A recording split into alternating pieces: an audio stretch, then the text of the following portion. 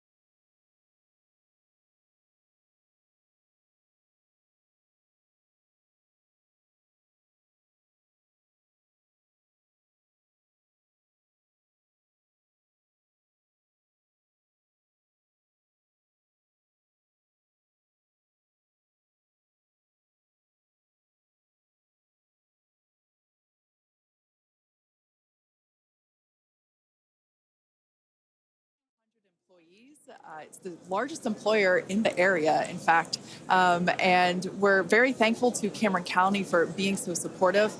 This is a view from the Cameron County Amphitheater, and there's a crowd there, and you could tell by the energy here in Hawthorne as well that everyone's getting really exciting. I feel my own heart rate going up and up. I know it must be really, really exciting to go see this. And I mean, just the sheer amount of power on Starship, you're going to feel it down there when this thing lifts off from the pad. We've actually got a great shot here of the natural surroundings around the pad. Oddly enough, most of the pads end up being around sort of wild locations like this. But coming up on T-minus 8 minutes, I think it's another good time for check-in with John. Thank you, Shiva. T-minus just over 8 minutes to the first test flight of Starship. Currently, we are pressurizing second stage. We are also closing out liquid oxygen and fuel header loads on the second stage. We're also getting ready for propellant load tank pressurization on the first stage. In fact, we are just now closing out header tank load on the second stage. Now, with the header tanks loaded and closed out, that means we're down to just the first stage to finish loading. That'll finish about T-minus 3 minutes. And at that point, when both stages are loaded, we will have the 10 million pounds of liquid propellant on board. Now, in the next few minutes, the guidance system will begin its final alignment for flight during a quiet period when the rocket's not doing anything. The automated flight termination system will be armed, and a final TVC checkout will be performed. Those are the engine wiggles, and hopefully we'll be able to see that with the cameras underneath the vehicle and maybe even the second stage engines. And there's a view looking underneath the super heavy first stage with the 33 Raptor engines. Now, a reminder as we continue counting down, if we do need to hold, the point where we hold the clock would be at T-minus 40 seconds. We can pause there. Typically in the past, if we need a little bit more time to finish final checkouts or do some pressurization of the onboard storage tanks, that's where we would hold. But currently, we're not hearing a need to hold. So at 6 minutes, 27 seconds, everything looks good. And of course, Kate, Shiva, as we get close, we're going to get into the engine ignition sequence of 33 Raptors, and that's going to be something new for everybody. I cannot wait for that moment. So for those of you that are familiar with how we launch Falcon 9 rockets, you probably know that we light all 9 of those first stage Merlin 1D engines all at once. It's pretty different than what we do, or what we're attempting to do today. We're actually going to be igniting those 33 engines in banks or clusters, and that sequence starts at T-minus 6 seconds. Yeah, and the ignition sequence is a little bit different, both in terms of the timing and also the ignition method. So on Falcon 9, we use a chemical called T-Tab. It's a pyrophoric material, so that means when you mix the two together, it produces a flame that kicks off that green characteristic spark on Falcon 9 missions. But actually on Starship, we use electrical ignition systems. Many of those are integrated on the ground system here. And the electrical ignition, we start lighting the banks at T-minus 6 seconds, and then over the next 4 seconds, the 3 sets of banks will ignite and eventually bring the booster up to a thrust to weight greater than 1 and hopefully ascent. Super exciting. Like we said, pretty different from our Falcon 9 launches, and so this will be the first time that any of us have gotten to see this type of integrated test flight with both the Starship and the Super Heavy booster. Everyone's cheering as we get into T-minus 5 minutes. We want to remind everyone that success today is anything. Yeah, it looks fun down there. I kind of want to go join them. For today, success is anything that we learn that helps improve the future builds of Starship. If we lift off and clear the pad, we're calling that a win. A great shot of the pad there. A great shot of the quick disconnect on the second stage. You can see the frost line on the booster where that methane is fully topped up. I think we're just coming up on the last few minutes here of propellant fill on the booster. Now that quick disconnect is going to separate away as we actually get into the ignition sequence, but it's providing electrical connections now and also providing the propellants that we're loading into the vehicle. Yeah. We're just now under 4 minutes until liftoff of the Starship flight test. We've been following along for what honestly seems like days and days now, but really it kind of comes down to years. It has been a long time to get to where we are today. Now, fast forwarding a little bit, we have the opportunity to hold, if necessary, at 40 seconds, and we are able to hold there for about 15 minutes or up to 15 minutes and still be able to lift off. Yeah, and that's a little bit different from Falcon for the propellant sequence on Falcon that we don't have the opportunity to hold. So that's a cool new capability on Starship. Yep. Right now, T-minus 3 minutes, 10 seconds and counting. We got some great views from the drone. It's nice that the fog is slowly lifting. We get some of the blue skies, hopefully good views. What we're waiting for right now is closeout of propellant loading on the first stage. That should be wrapping up here shortly. In fact, it looks like fuel fill and drain valves are coming closed. That means first stage is fully loaded, second stage fully loaded, and that 10 million pounds of propellant on board the Starship launch vehicle. I want to take a quick moment to say that the crowd energy here is electric. I feel like it's Falcon Heavy test demo all over again. And hopefully you'll hear us as we get into the plus count. But right now, next activity is coming up. The flight termination system arms at T-minus 2 minutes. Thrust vector control checkouts at T-minus 2 minutes. And then after that, major activity will be the T-minus 40-second gate. There's a view looking up at the 33 Raptor engines. There are 20 engines in a circle on the outside, and as Shiva said earlier, 13 engines on the center. Those are the ones that gimbal and steer the vehicle.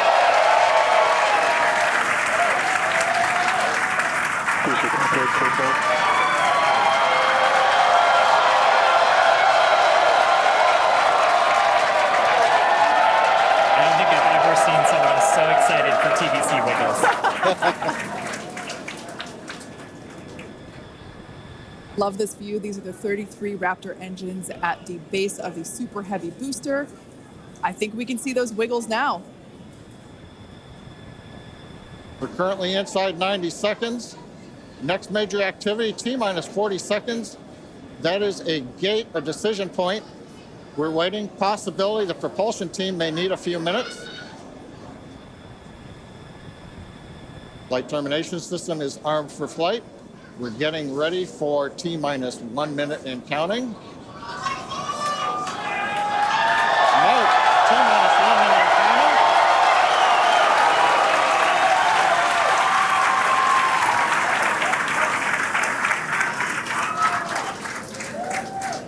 counting. Next, we'll see as we get past T-minus 40 seconds for final checks of the vehicle.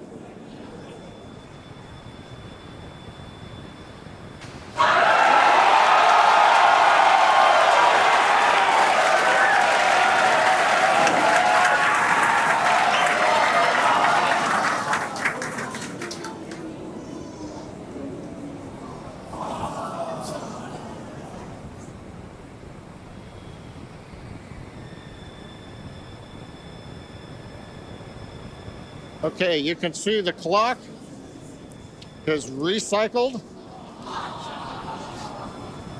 Flight director has called a hold. We are recycling. For the moment, we'll see where they move the clock back to. They could hold at T-minus 40 seconds. They could go to an earlier point. Give us a minute to listen into the nets, and we'll see if we can get you more information to share.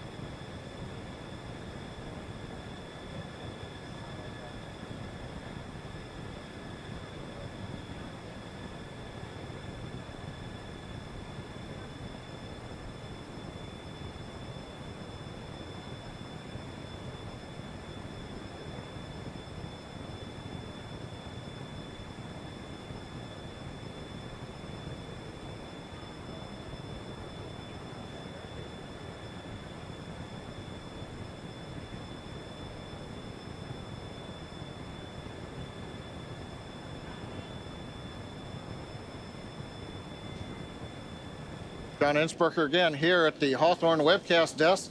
We're holding at T-minus 40 seconds. What we've heard so far is we have a couple of issues we're working. One is the booster tank pressurization. Final pressurization was just a little bit long. That's not unusual. We've held at T-minus 40 seconds before to pressurize. That appears to have been resolved. At the same time on the second stage, they're working some final purging. We should know very shortly if that is cleared and if we'll continue the countdown. Everyone, especially that person, is excited to keep going. Like John said, we should know shortly if we are able to continue. But as we mentioned before, we are able to hold up to 15 minutes and still be able to lift off today. Yeah, on Falcon 9, it's a little bit different. Once we start propellant loading, we pretty much have to go at the targeted time. Otherwise, the propellants can warm up and we may not have the performance for that particular mission profile. It's a little bit different on Starship. Folks, if I can interrupt. Yeah. It looks like they're clearing all the flags, and we're going to release at T-minus 40 seconds. That is amazing news. Amazing. Team working quickly through their issues on first and second stages. And I'm sure all of the rehearsals and simulations that they've been doing have prepared them to evaluate this data quickly to try to get us in for today's launch attempt. For those of you just joining, we have a brief hold at the T-minus 40 second mark. The team is resolving one issue with the bleed purge on the stage 2 Raptors. Like John just said, the teams are quickly working that, and it looks like the flags are being cleared as we speak. So we should be able to resume the launch countdown any moment now. And it's worth noting on Starship that once we resume the countdown, it restarts from the 40-second period, and then we keep going unless another condition pops up. So stick around because Starship could be going here real soon. Don't walk away, that's for sure. Amazing views here coming to us from Starbase, Texas. Cheering to close the start again.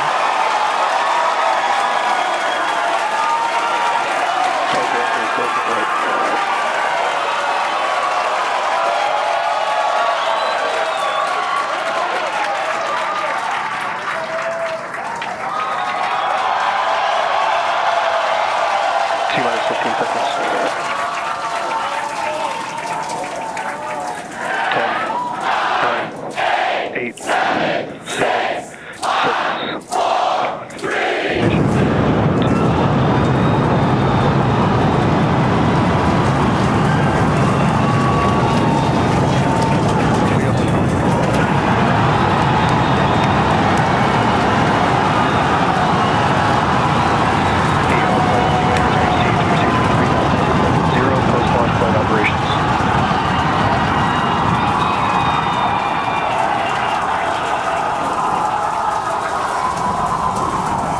After chamber pressure is nominal.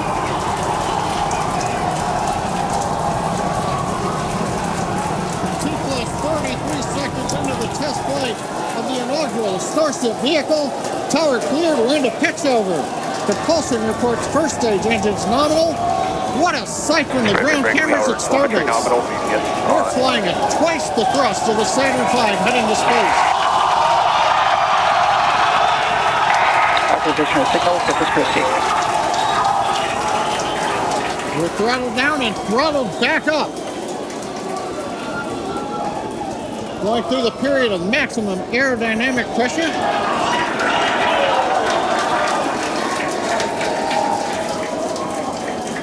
As the velocity increases, the density of the atmosphere is decreasing. Max Q. Lessening stress on the vehicle. The call out, max Q now.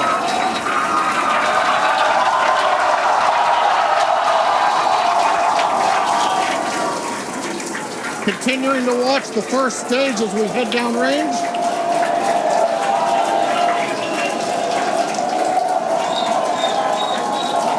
A 100 seconds into flight. Our next major activity is going to be shutdown of the first stage. The Houston tracking station now acquiring the vehicle. With shutdown, we will get separation of Starship from Super Heavy and ignition of the Starship engines. When Starship separates, we light up 6 engines in a staggered sequence, If all goes well, those 6 engines will burn for almost 6.5 minutes. Onboard view from Starship. And there's views of the Raptor engines on the second stage as we prepare for stage separation. Now, after stage separation, the first stage will flip and begin a boost back maneuver for landing in the Gulf.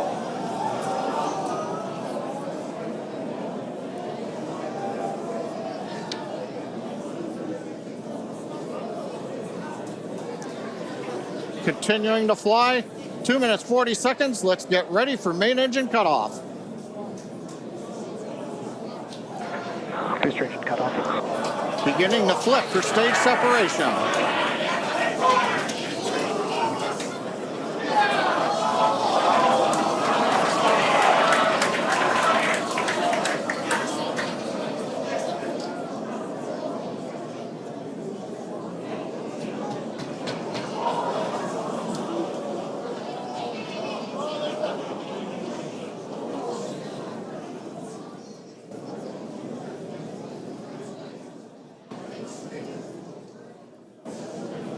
As of right now, we are awaiting stage separation,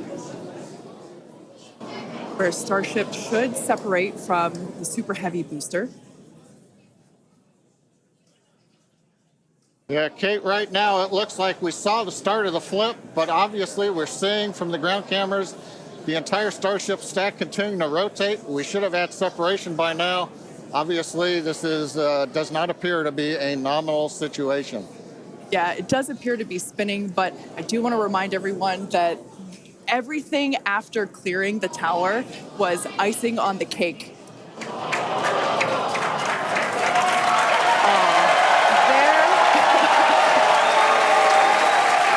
there, as you saw, as we promised, an exciting end to the Starship inaugural integrated test flight.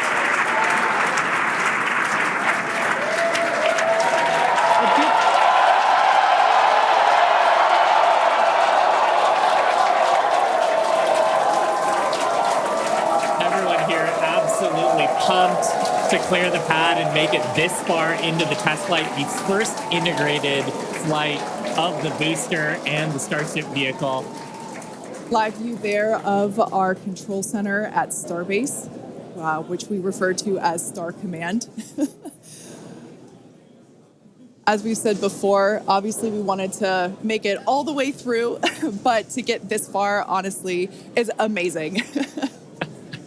Well, if you're just joining us, Starship just experienced what we call a rapid unscheduled disassembly, or a RUD, during ascent. But now this was a development test. This is the first test flight of Starship, and the goal was to gather the data, and as we said, clear the pad and get ready to go again. So you never know exactly what's going to happen, but as we promised, excitement is guaranteed. And Starship gave us a rather spectacular end to what was truly an incredible test thus far. Now, as we mentioned at the start of today's program, any and all the data that we collected during the test is going to help us with further development of Starship, and it's going to improve the vehicle's reliability as SpaceX seeks to make life multiplanetary. It's really worth noting that the flight path was designed to be over water and all the air and sea space. Along with that flight path and those surrounding areas were cleared in advance of the test. And of course, we're going to be coordinating with local authorities for the recovery operations. But honestly, what an exciting morning. Oh my gosh. We had a successful liftoff from Starbase, Texas at 8:28 a.m. Central Time. We cleared the tower, which honestly was our only hope. We cleared the tower, and all the data that we collected all the way through all those Raptor, those 33, although I think we saw that 3 Raptor engines were out, but we got all that data, and we got so far as to hoping to see the Starship, the second stage, separate from the first stage, the Super Heavy booster. And unfortunately, we didn't make that happen, but that's okay. It was the first integrated launch, and honestly, today was amazing. Absolutely incredible day. We made it through a number of those initial test objectives with getting booster ascent, getting all the way through the countdown, working some issues at the end. Like, totally really fantastic day. Got through the gate at T-minus 40 seconds on the second try. everything released, the hold downs, the quick disconnect arms, Yeah. everything moves out of the way. And then we got the vehicle off of the pad through max Q all the way up to stage separation, even starting into the prep for stage sep. And then, as we say, a lot of excitement. Yep. Honestly, my face has had a smile on it since liftoff, and now my face hurts. Now, since we don't have any insights on the cause of our rapid unscheduled disassembly at this point, we're going to end our webcast here. Teams will continue to review the data and work toward our next flight test. But before we go, a big congrats to the entire SpaceX team on an exciting first integrated flight test of Starship. And of course, a shout out to our viewers. We appreciate you joining us. And as always, we thank you for your interest in Starship, SpaceX, and your ongoing support. Till next time.